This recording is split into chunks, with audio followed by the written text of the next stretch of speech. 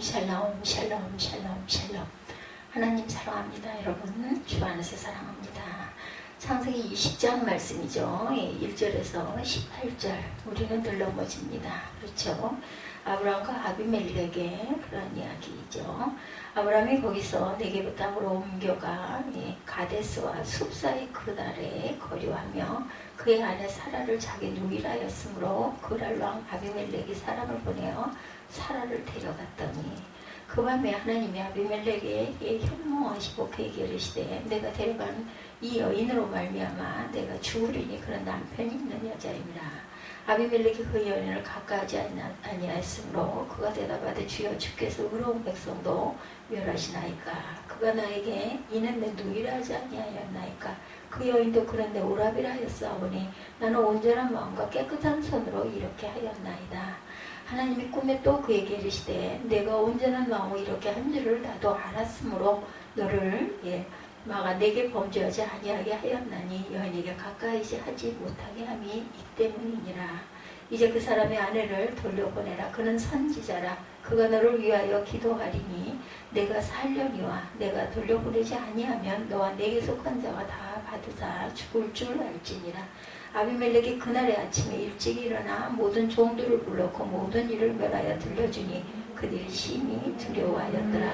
아비멜렉이 아브라함을 불러서 그에게 이르되 내가 어찌하여 우리에게 이렇게 하느냐. 내가 무슨 죄를 내게 범하였기에 내가 나와 내 나라가 큰 죄에 빠질 뻔하게 하였느냐. 내가 합당하지 아니한 일을 내게 행하였도다 하고 아비멜렉이 또 아브라함에게 이르되 내가 무슨 뜻으로 이렇게 하느냐. 아브라함이 이르되 이곳에서는 하나님을 두려워함이 없으니 내 아내로 말미암아 사람들이 나를 죽일까 생각하였으며 또 그는 정말로 나를 이복 누이로도 내 아내가 이복 누이로서 내 아내가 되었습니다. 하나님이 나를 내 아버지의 집에 떠나 두루 다니게 하실 때 내가 아내에게 말하기를 이후로 우리가 가는 곳마다 그대는 나를 그대의 오라비라라. 이것이 그대가 내게 베푼 은혜라 하였노라. 아비멜렉이 양과 소와 종들을 이끌어 아브라함에게 주고 그의 아내 사라도 그에게 돌려보내고 아브라함에게 이르되 내 땅이 내 앞에 있으니 내가 거기에 좋은 데로 거주하라 하고 사라에게 이르되 내가 은 1000개를 내 오라비에게 주어 그것으로 너와 함께한 여러 사람 앞에서 내 수치를 가리게 하였노니 내 일이 다 해결되었느니라. 아브라함이 하나님께 기도하며 하나님의 아비멜렉과 그의 아내와 여종을 치료하사 출산하게 하셨으니 야훼께서 이왕에 아브라함의 아내 사라의 일로 아비멜렉의 제 모든 태를 닫으셨습니다. 이렇게 말씀합니다. 사람은 같은 실수를 반복하기가 쉽습니다. 살면서 실수하지 않는 사람이 없죠. 우리 모두가 크고자온 실수를 하면서 오늘까지 왔어요. 사람들이 저지르는 실수들 가운데는 황당한 것들도 있습니다. 예를 들면 어떤 분이 직장 동료 부친상에 갔다가 문상을 하면서 축하합니다라고 했다가 혼이 났다고 해요. 이 말을 잘못한 거죠. 3달보다 일찍 출산을 한 이모를 문병한 조카가 한 달 동안 병원 인큐베이터 안에 있는 사촌에 대해서 한다는 말이 컨테이너에 한 달이나 있으려니 비용이 꽤 비쌀 텐데 이렇게 얘기를 했다고 그러죠. 어떤 사람은 출산을 앞둔 임산부를 보고 산딸이 언제야? 라고 물어본다는 말을 만길이 언제야? 이렇게 잘못 물어본 거죠.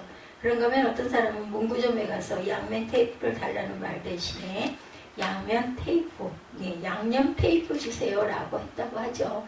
누구나 할 수 있는 실수들입니다. 그런데 실수를 하는 것은 어쩔 수 없다고 쳐도 문제는 같은 실수를 반복하지 말아야 되죠. 그것도 참 바보 같은 실수를 반복하는 경우. 몇 년 전 인터넷으로 떠돌기 시작한 유명한 말이 하나 있는데 인간의 욕심은 끝이 없어 같은 실수를 반복한다. 사람이 같은 실수를 반복하는 이유는 욕심 때문이라는 말입니다. 누가 한 말인지는 모르겠지만 명언이죠. 그런가 하면 고도원의 아침 편지에 보면 좀 오래된 이야기입니다. 2019년 4월 18일자에 우리가 같은 실수를 되풀이하는 진짜 이유는 그때나 지금이나 정신적으로 나아진 게 하나도 없기 때문이다. 이렇게 얘기를 했다고 그래요. 맞습니다. 우리가 정신적으로 나아진 게 하나도 없어 똑같다 보니까 같은 실수를 또 하고 그리고 습관이 상당히 중요하죠. 우리 몸에 배인 습관들이 있다 보니까 알면서도 또 하고 그리고 그 거기에 대한 욕심을 비우지 못하는 저와 여러분들이죠. 인간은 욕심이 끝이 없어서 같은 실수를 이렇게 반복합니다. 예전과 똑같은 방식으로 생긴 문제에 대응하기 때문에 실수를 하죠. 그러나 처음 그 실수를 했을 때나 또다시 그것을 반복했을 때 그 사이 달라진 거, 변하고 성숙한 것이 하나도 없어서 그렇다는 말이죠. 오늘 본문도 이 실수에 관한 이야기입니다. 본문의 주인공인 아브라함은 어떤 실수를 했을까? 자신이 살던 가나안 땅을 떠나 그랄로 이주를 합니다. 무슨 이유인지는 알 수 없지만 아브라함은 하나님이 약속하신 가나안 땅을 두 번째로 떠났어요. 그때 아브라함의 나이는 99세, 사라는 10살 차이니까 89세였죠. 그리고 그때 이스마엘이 13세 되던 해에 소돔과 고모라가 멸망하고 조카 롯이 겨우 목숨을 건진 그 후였습니다. 당시 그랄의 왕은 아비멜렉이었더라. 오늘 본문이죠. 근데 우리는 이 그랄에서 상당히 당황스러운 장면을 보게 됩니다. 그것은 아브라함이 24~25년 전 애굽에서 똑같이 부인 사라로 인해 신변의 위협을 느끼고 사라를 누이라고 속인 그런 일이죠. 이제 그걸 그대로 믿은 그랄랑 아비멜렉은 사라를 자기 궁으로 데려갑니다. 후궁을 삼기 위해서죠. 바로 여기에 우리는 이해되지 않는 것을 보게 되죠. 그것은 그때 사라의 나이가 89세였다. 여러분은 어느 화가가 그린 아브라함과 사라의 모습 가끔 보실 거예요. 그 옆 사진은 현역 최고령 수영 선수 가운데 한 분인 93세 할머니의 모습이 나란히 놓여있는 사진이 있어요. 아무리 예쁘다고 해도 90세 할머니가 젊은 여자에게 비할 수가 없죠. 그래서 당시 나이가 지금과는 조금 다를지라도 그라랑 아비멜렉은 왜 늙은 사라를 탐내었을까? 그리고 아브라함은 도대체 뭐가 두려워서 사라를 누이라고 아브라함은 거짓말을 했을까? 정확한 이유는 알 수 없지만 아비멜렉이 그 여인을 가까이 하지 아니하였다는 것을 보면 육체적인 이유가 아닌 어떤 다른 의도가 있었던 것으로 보여집니다. 아브라함이 소돔 고모라 전쟁의 주역이자 그 지역에 무시할 수 없는 강자가 되었으니 그와 더불어 그 친척 관계를 맺음으로 서로 뭐라 그러죠? 결혼할 때도 그런 결혼들을 많이 정략 결혼 생각이 났어요. 이런 정치 외교적인 목적이 아니었을까? 문제는 아브라함이 전 애굽에서 똑같은 방법으로 문제를 해결하려고 했다는 거죠. 그때처럼 이번에도 자기 부인을 누이라고 속여서 다른 사람에게로 보내려고 한 거죠. 이것을 통해서 우리는 두 가지를 알 수가 있는데, 첫째는 사람이 아무리 나이가 들었다 해도 저절로 성숙해지는 것은 아니라는 거죠.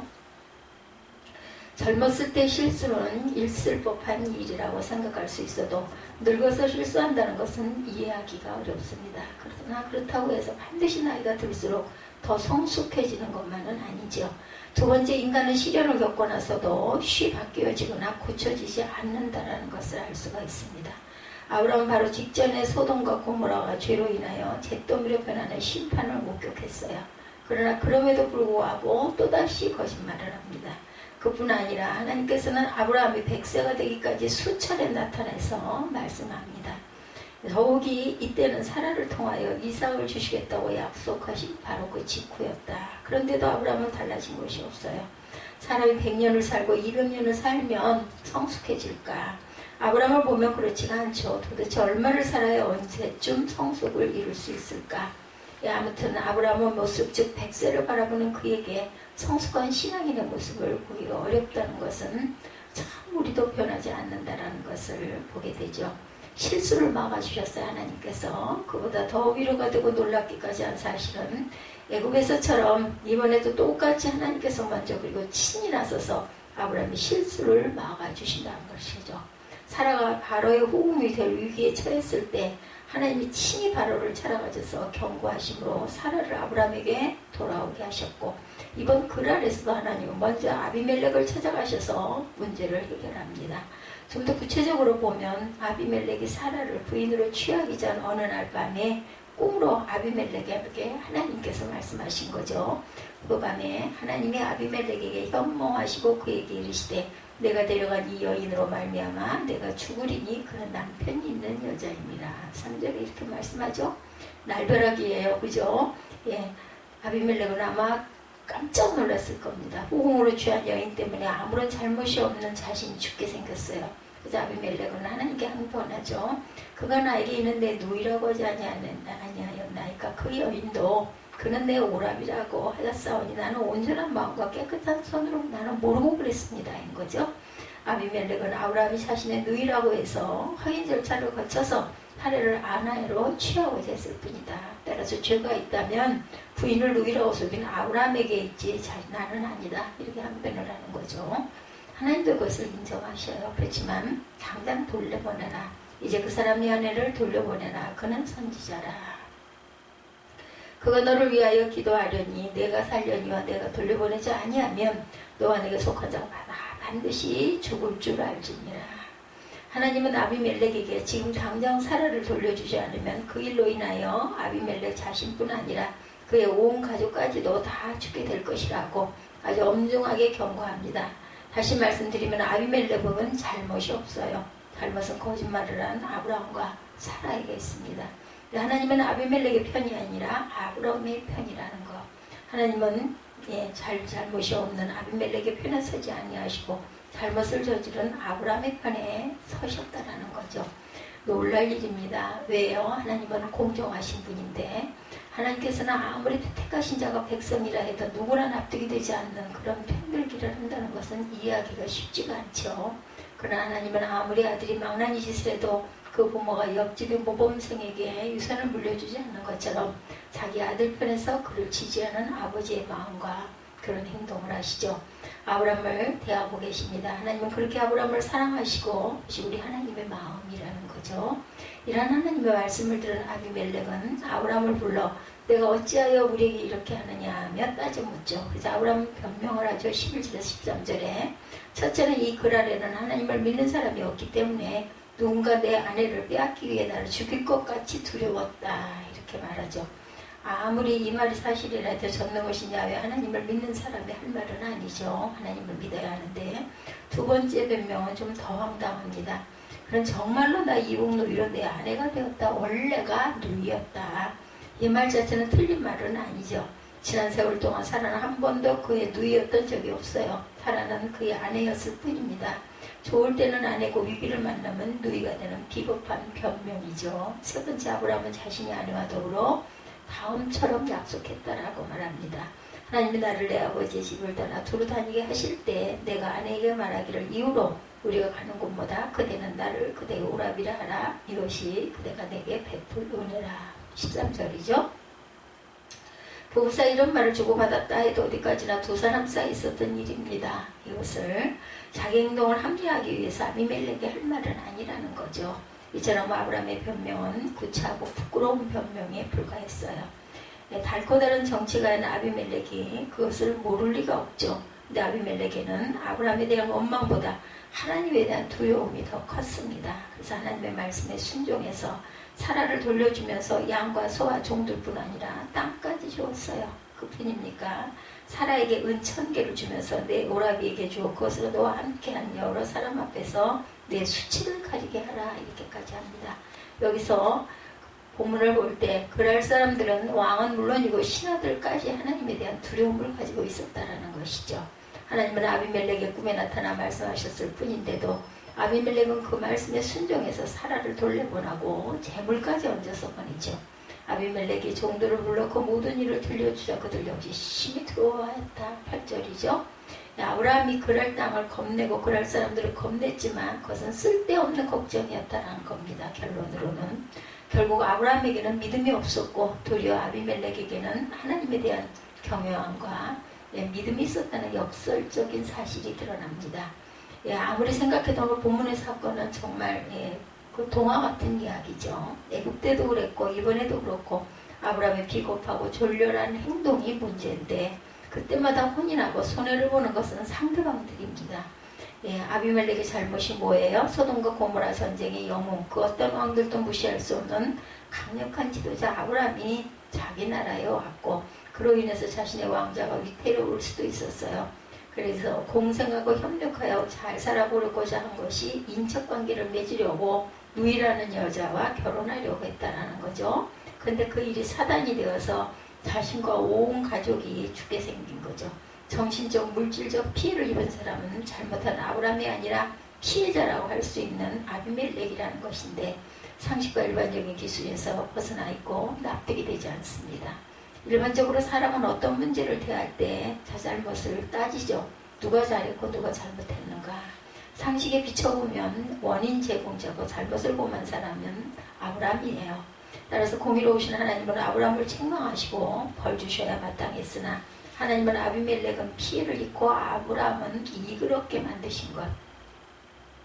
그렇게 하신 데는 이유가 있습니다. 아무리 지금은 아비멜렉이 잘못하지 않았어도 그 일이 그대로 진행되면 아비멜렉은 하나님의 구속 역사를 방해하는데 큰 죄를 지을 것이기 때문에 그로 인한 더 큰 불행으로부터 지켜주기 위함이었다. 두 번째, 아브라함이 잘못한 것을 막으려고 그렇게 하시죠.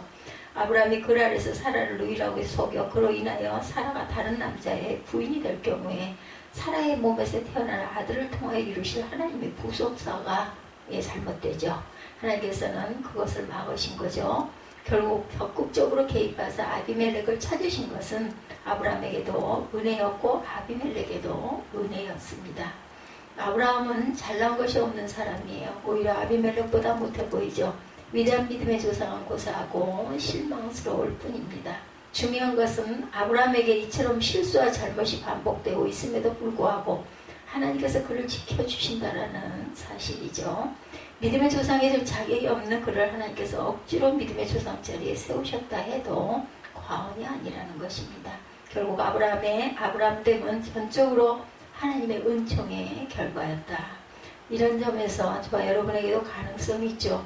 하나님의 전능하심이 임하면 우리도 아브라함처럼 살 수 있기 때문이다. 실수한 자를 높이시는 하나님이시기도 합니다. 오늘 본문에 하나님께서 아브라함의 실수를 미리 막아주시고 더 큰 잘못으로 빠져드는 것을 막아주신 정도로 끝나지 않았어요. 7절에 아비멜렉의 아베 아브라함을 선지자다 이렇게 명명하죠. 선지자는 하나님을 대신하고 하나님이 주신 계시의 말씀을 전하고 하나님의 뜻이 이루어지게 하는 사람입니다. 그래서 일반인들, 세상 사람들에게 선지자라는 말은 아주 특별한 의미가 있어요. 하나님 그가 너를 위하여 기도하리니 내가 살려니와 이렇게 말씀하죠. 아비멜렉의 잘못은 아브라함의 중보기도를 통해서만 용서받을 수 있다라는 뜻입니다. 아비멜렉은 아브라함의 비겁하고 소심하고 믿음 없는 모습을 보았어요. 그런데 하나님은 아비멜렉에게 너도 보다시피 아브라함이 좀 그렇지 그래도 어쩌겠어 내가 택한 백성이라 버릴 수도 없고 하니 내가 좀 이해해라 이런 식으로 말씀하지 않습니다. 아브라함의 허물에 대해서는 단 한마디도 언급하지 않으시고 그는 나의 선지자다. 내가 함부로 할 수 있는 사람이 아니야 라고 못을 박죠. 아브라함은 도무지 선지자답지가 못합니다. 그렇죠? 선지자는 고사하고 믿음도 없어 보이죠. 그런데도 하나님은 아브라함을 선지자라고 부르시죠. 이방인인 아비멜렉에게 이렇게 말한 거죠. 우리는 종종 가족이나 남편이나 시부모 흉을 보기도 합니다.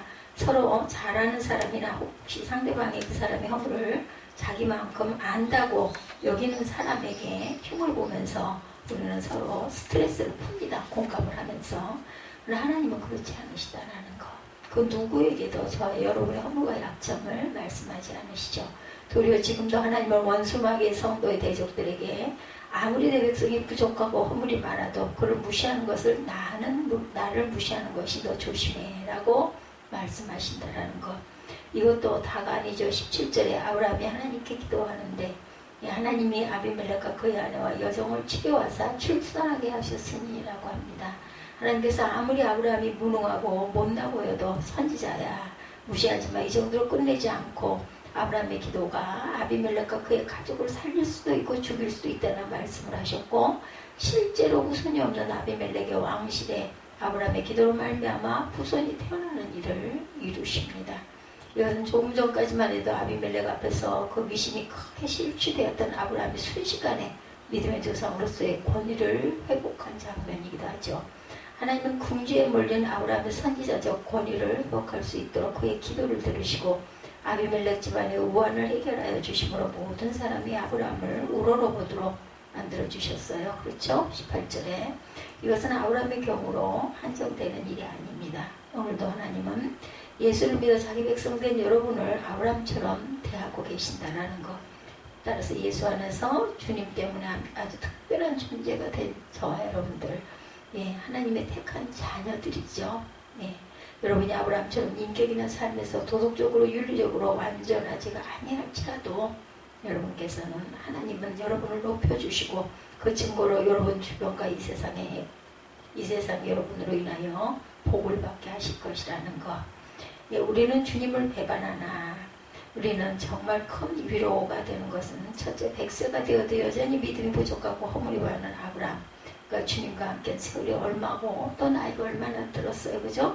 근데도 아브라함은 남편으로 신앙인으로 언약을 받은 자로 형편없어요. 예, 정말 우리가 봐도 어제 이런 일을 저지를 수가 있어. 그 나이에 망령이 났나? 이렇게 생각할 수도 있죠. 믿음의 조상, 예, 하나님의 법이라 불리면서 하나님의 비밀까지 알려주신 사람이지만 그는 우리와 다를 바 없는 사람이라는 것. 어찌 보면 우리도 희망이 있다라는 거죠. 그러므로 아무리 여러분의 모습이나 또한 배우자 아니면은 내 자신의 모습이 실망스러워도 다시 한번 하나님의 눈으로 그를 바라보시기 바랍니다. 예, 제 자신도 그렇게 바라보시기 바랍니다. 오늘 본문은 100세 된 아브라함이 실수한 것보다 더 놀라운 사실은 아브라함이 실수할 때마다 하나님께서 적극적으로 막아주시고 그리고 또한 어서 더 나아가 한없이 높여주시는 하나님으로 인해 우리가 위로를 받습니다. 아브라함의 부끄러운 허물을 가려주시고 그의 실수를 막아주시고 이방 왕에게 아브라함은 내 선지자야 라고 말씀해 주신 하나님, 아브라함의 기도 때문에 아비멜렉 가문에 복을 주시는 하나님이 우리에게 우리의 하나님이기도 하다라는 것, 무능한 아브라함을 아비멜렉 앞에 기도의 능력자로 세워주신 하나님의 위로, 이 위로가 저와 여러분에게도 동일하다는 것을 잊지 않는 그러한 귀한 믿음들이 되시기를 주님의 이름으로 축복합니다. 아버지께서 우리가 늘 넘어지나 우리를 붙들어 주시는 그런 하나님의 은혜를